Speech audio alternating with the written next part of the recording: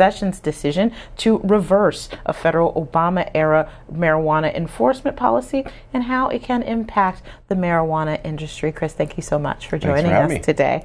So talk a little bit about the recreational marijuana industry now that we've had some states legalizing it. How big is it? This is a multi-billion-dollar industry. Several billion dollars a year are in retail sales for the recreational side. It has surpassed the medical marijuana industry, where you have 30 states that have legalized. So recreational marijuana has really come out of nowhere and has kind of stormed onto the scene, and is a major, legit, and mainstream industry in the states that have legalized it. And it's a Market Watch piece, called it a $50 billion industry. How many jobs are we talking about being created across the country in these states that have voted to legalize marijuana? Well, you have over 200,000 jobs in general have been created by the marijuana industry in the U.S. And that number, is set to double or triple, just like retail sales, in the coming years as, California's market kind of takes off and starts clicking on all cylinders, and other states that have legalized, and once they start launching their industries and programs. So there's a lot of growth on the horizon. So back to that Market Watch piece, talking about the $50 billion industry, it says about 21% now of the U.S. population lives in a state where smoking marijuana is legal. And polls say that roughly 60% of Americans support marijuana legalization. Canada has gone a step further, introducing legislation that will federally legalize marijuana. It says in Colorado alone, marijuana sales rose 30% in 2016, and the one of the industry's earliest test market, and generated $200 million of tax revenue from marijuana sales last year. Talk a little bit about the impact of tax revenue from this. I mean, it's pretty massive. You had about $1.5 billion in overall marijuana sales in Colorado alone last year, medical and recreational. So that $200 million in tax revenue is being kind of filtered throughout communities and throughout the state. There was just a story, I think it was yesterday, about how police are using some of that money to try new innovative methods to offer treatment to people on the street or people addicted to drugs. So, some of this money is going to schools, and then some of it is going to enforcement. You have to, for this industry to work, you have to have strong regulations, and you have to have strong enforcement of those regulations and oversight of the industry. But the impact overall is fairly significant in jobs. There are thousands of companies that have started in a state like Colorado because of this industry.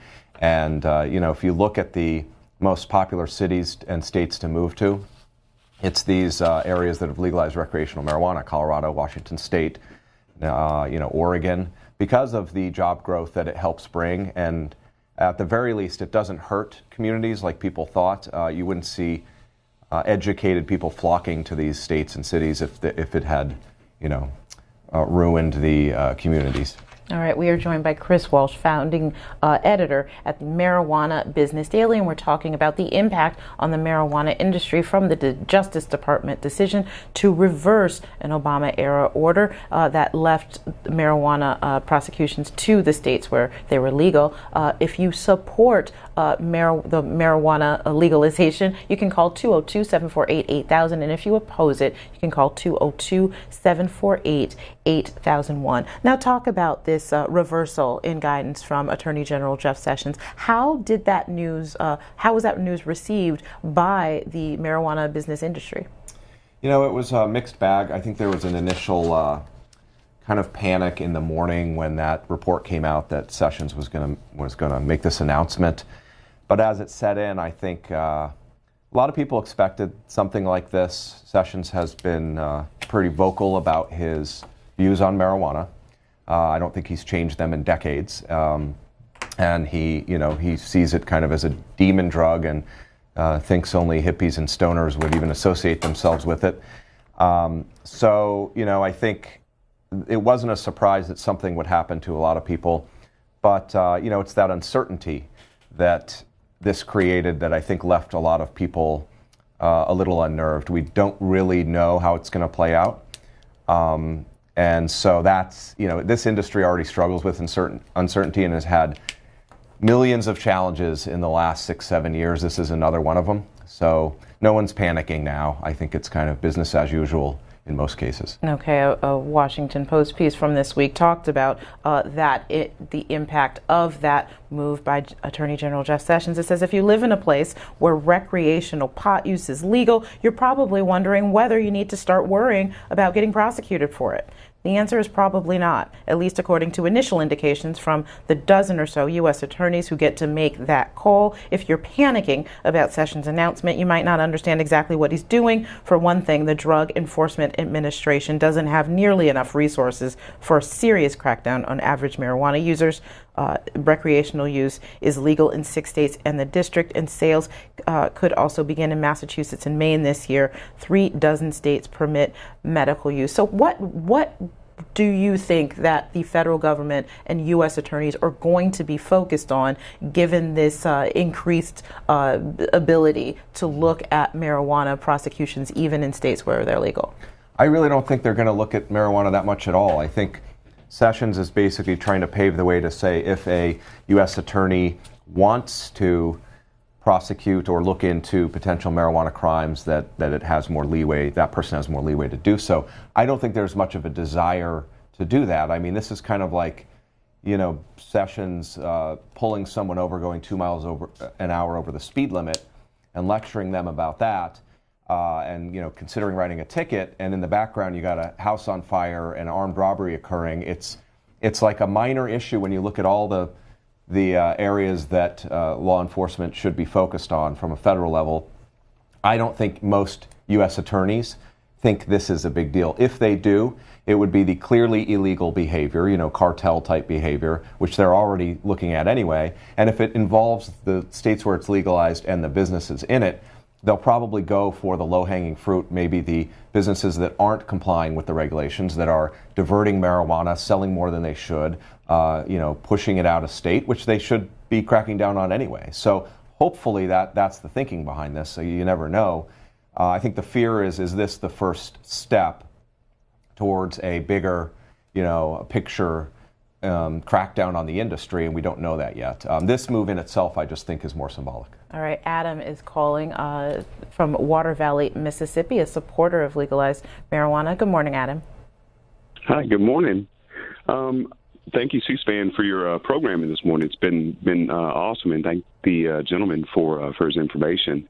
I just wanted to comment that I think that Mississippi could benefit so much from marijuana legalization, just from the standpoint of how so many of our residents, and not speaking of race, but how many of our Mississippians are just being arrested and prosecuted for for the smallest amount of marijuana or smoking marijuana, and that's outside of the medicinal qualities, the medicinal benefits of marijuana.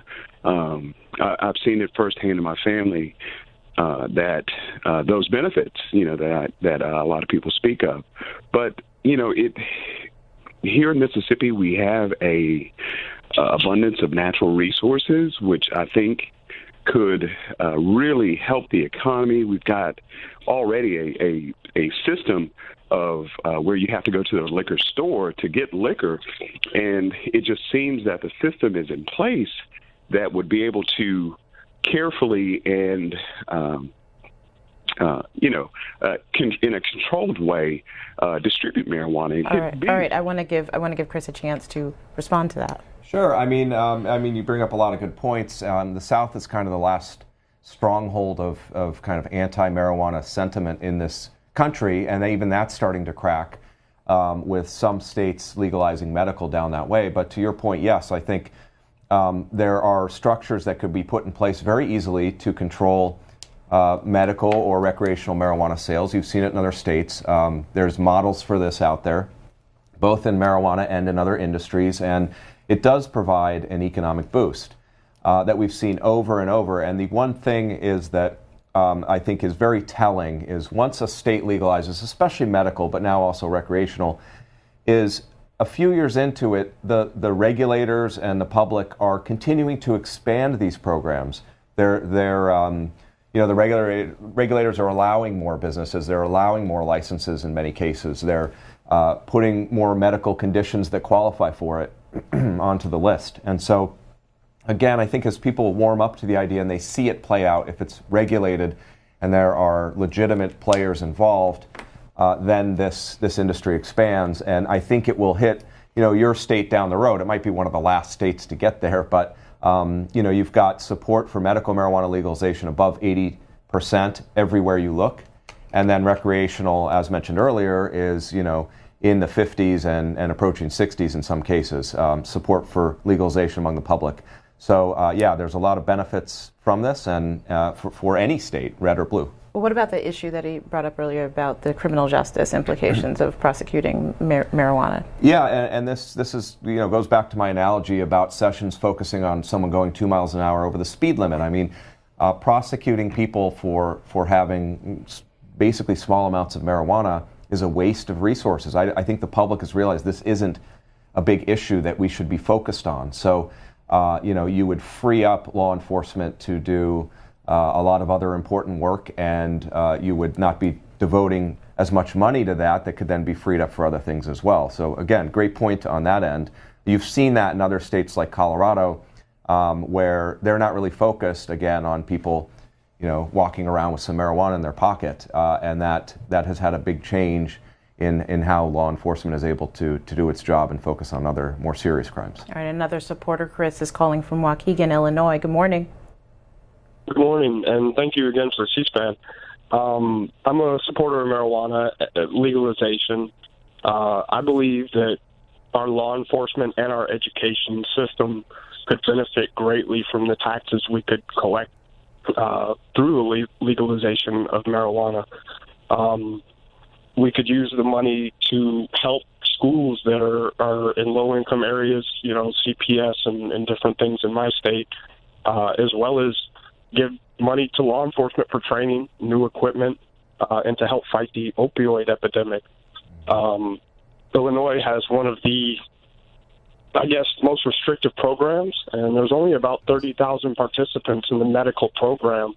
And I often sometimes wonder if maybe that has to do with lobbying from the alcohol and opioid industries. And talk a little bit about that, Chris. Yeah, how is lobbyists? Some great points again. We're getting some good calls in. You bring up a lot of very interesting points. And going back to what I said earlier is, Illinois did start with a very, very, very restrictive program, and it was only a pilot program for medical marijuana.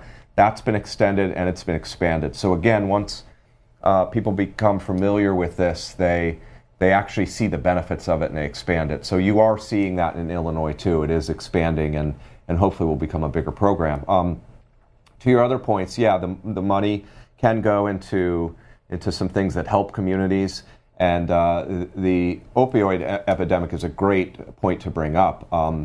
Why would we focus on marijuana, especially in these states where it's legal, where you don't really have any proof that it's addictive, that people are not dying from it, they're not overdosing, and you have this huge other problem that you've seen in some states. There's been some research. I don't know how credible it is, but there have been some early indications that legalized marijuana actually can help lower the use of or the abuse of opioids. So, some people are using marijuana instead and getting off that, or never even touching those drugs. So, it can help even with the drug epidemic of the harder drugs or the more serious or the more problematic across the country. So some officials in states are dealing with some problems as a result of this. On the front page of today's Oregonian, it's a reports on a sting operation that found 1 in 5 pot shops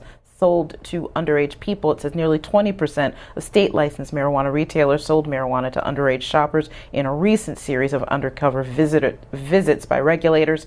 The Oregon Liquor Control Commission sent people younger than 21 in 86 licensed stores across the state. Of those, 16 were allowed to purchase the drug. Steve Marks, executive director of the Oregon Liquor Control Commission, called the results of the decoy operation unacceptable. Talk a little bit about that. I completely agree with that. Like any industry, you're going to have people skirting around the edges of regulations. You're going to have people taking advantage of their situation, and so that type of action and behavior should not be tolerated. I completely agree with that comment. And 1 in 5, or what was it? Was it 1 in 5 or 1 in 10? 1 in 5, 20%. That's completely unacceptable. And I agree. But what's great is that we are seeing a state enforce the laws, and that, I think, is the real takeaway. Is for marijuana to work, marijuana legalization to work, you have to have the states actively involved, the states and the cities. In Denver, they cracked down on a chain of recreational stores that was selling more than the allowed limits to an individual person each day.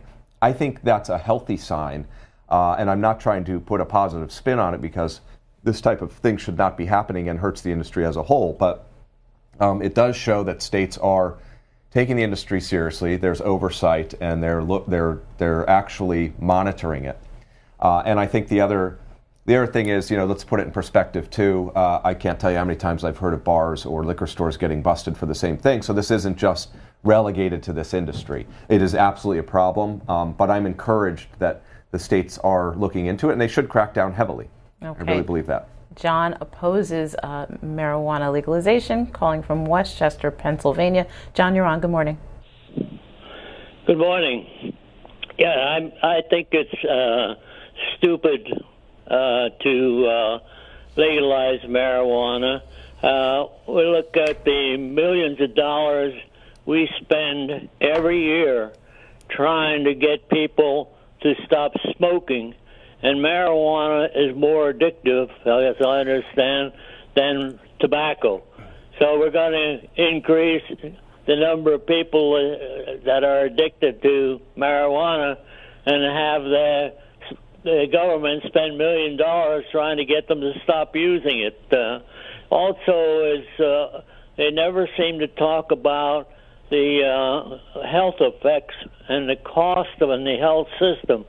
The tobacco industry, everybody knows, causes tremendous amounts of dollars spent on health care for those that were addicted to smoking and couldn't stop smoking. And now we're going to have the same thing by legalizing marijuana. All right, I want Chris to address that. I understand your perspective. I think there's some things that might be a little off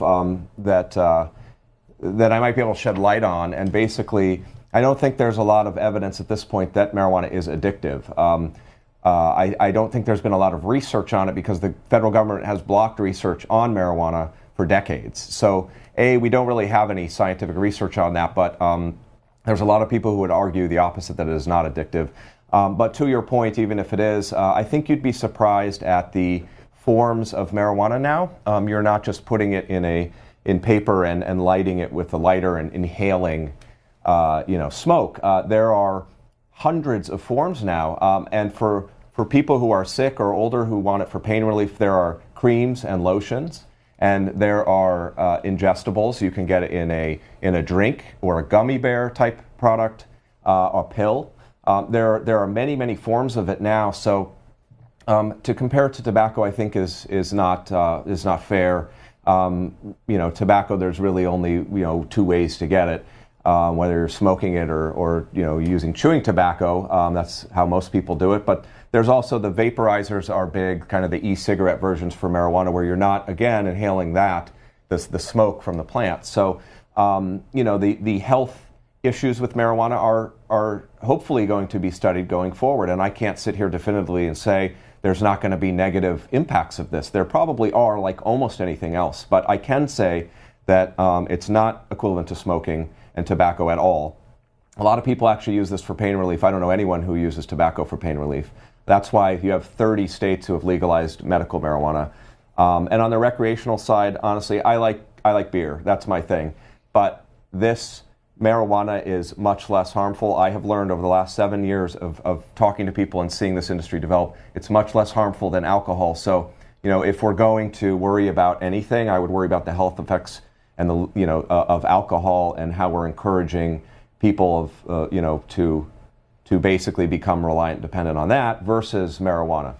I want to talk a little bit. I want to ask you if Attorney General Sessions might be out of step with the president and his supporters. This Associated Press piece on the front page of today's Reading Record Searchlight says, it's from Portland, Maine. It says the Trump administration's anti-marijuana move has some members of the president's voting base fuming. Fans of President Donald Trump who use marijuana say Attorney General Jeff Sessions' move to tighten federal oversight of the drug is the first time they felt let down by the man they helped elect. The move feels especially punitive to Trump voters who work in the growing industry around legalized marijuana that has taken root in states of all political stripes. What do you think about that charge that perhaps this isn't favorable among Trump voters? Well, I think what that shows is that marijuana isn't divided by party lines anymore. And it might have been as recently as 5 years ago. It's not anymore. And that's what I was alluding to before, in poll after poll, whether it's, Fox News doing it or a pro-marijuana group, support for medical is over 80%, often at 90% across the country in red and blue states. And recreational support for that has been growing as well along the same lines. And you have now more Republicans supporting it. So this is kind of, bringing that trend down to the average person. There are people in the heartland of America who supported Trump who either use marijuana themselves medically or recreationally, or know people that do, or just aren't concerned with it given all the issues. And so it's not surprising. And it's not a political football anymore, and it should really be looked at, as not in terms of red and blue. Okay, I want to try to run through a few more calls in the couple minutes we have left, if we can. Herbert is calling from Berkeley, California. You support marijuana. You're on with Chris Walsh. Thank you very much. I wanted to thank C-SPAN and Chris Walsh, and I wanted to speak about a very extraordinary, divisive reality, which is not necessary. Marijuana does not have to be used with smoke only, and it can be sold in all kinds of delightful tasting actual realities. I'm basically want to turn my attention to my real concern, which is what I call, and has been called in a small pamphlet or book by a female major leader of the feminist movement, Simone de Beauvoir, and she wrote a book called The Ethics of Ambiguity. Herbert, can you get to your point quickly, because we're running out of time? What's your question? The point is divisiveness in America and the threat of civil war is not being talked about. I think that it's good and it's bad. It's completely ambiguous. All right, I'm going to move on to Ian, just because we can get a little bit more questions on marijuana specifically. You're a supporter from Oceanside, New York. Go ahead, Ian. Absolutely. In the military, in a branch, I'm a conservative, and there's no reason for a sick child and their family to move to Colorado or Denver. All 50 states should be legal, because part of healing when you're sick and having seizures is being around all your loved ones, family and friends in school. And for recreational, we lost the battle. And to win the battle, you legalize it, because then when these stores sell it to some kids, they'll lose their license. Just like tobacco and alcohol, it's harder for kids to get, because we lost the battle. Kids are doing heroin in grade school. So you use the taxes to stop heroin, to stop cocaine, to stop opioids, to stop everything else. So you got to legalize it. We can't keep spending money putting choppers up for job security for cops to go chop plants down every year, when the guys are telling you years ago on MSNBC that there's a losing battle. We lost. It's worse than ever. So right. I want to let Chris Walsh respond. Yeah, great points. And again, that shows it doesn't matter which side of the aisle you're on. I mean, we lost that war, and I think when you look at, marijuana is listed as a Schedule I drug right now by the federal government, up there with heroin, as one of the most dangerous drugs in the world. That makes no sense. So Our government is behind the times. You have Canada legalizing marijuana recreationally at the federal level this year. They've already done it with medical. I mean, the U.S. is falling behind on this. The wave has passed. So, other countries are legalizing medical marijuana at a rapid rate federally. I mean, we are way behind on this, and we could be leading this. We could be creating jobs. We could be improving public health. And there are a lot of benefits we've found of this, and there are some negatives. And as you said, hopefully the industry and states, and hopefully one day the federal government will be able to help address those negatives and turn them into positives. Fran is a supporter from Utica, Michigan. Just a few seconds left. Fran, what's your question for Chris Walsh? Well, I had a comment. He made an excellent point. I have been taking medications from hydrocodone to like 14, 15 pills a day. I started smoking pot, indigo sativa, using it as a vapor. I have cut down to like 4 pills for high blood pressure. Feeling great. Nothing tearing up my stomach. Day. I started smoking pot, indigo sativa, using it as a vapor. I have cut down to like 4 pills for high blood pressure. Feeling great. Nothing tearing up my stomach. Needs to be used. And versus all these opioids, it could be done recreational. You won't have all these problems with kids trying to buy and get on heroin. All right, I want to let Chris respond. Just a few seconds. Yeah, I've heard thousands of stories over the last couple of years just like yours. I came in kind of skeptical when we started this business. Maybe it has some medical, we'll see. And I always said I'd get out if this had a negative impact on society. I'd get out of this industry and business. So to your point, I've heard countless stories like this. These aren't all potheads, that are on marijuana. These are people with ailments, regular people, and your kind of story resonates with a lot of people. All right, Chris Walsh, founding editor of Marijuana Business Daily. You can find his work at MJ Biz Daily and on Twitter at MJ Biz Daily as well. Thank you so much for joining us today. Thanks for having me. And on tomorrow's Washington Journal, we'll be joined by Charlie Cook of the Cook Political Report.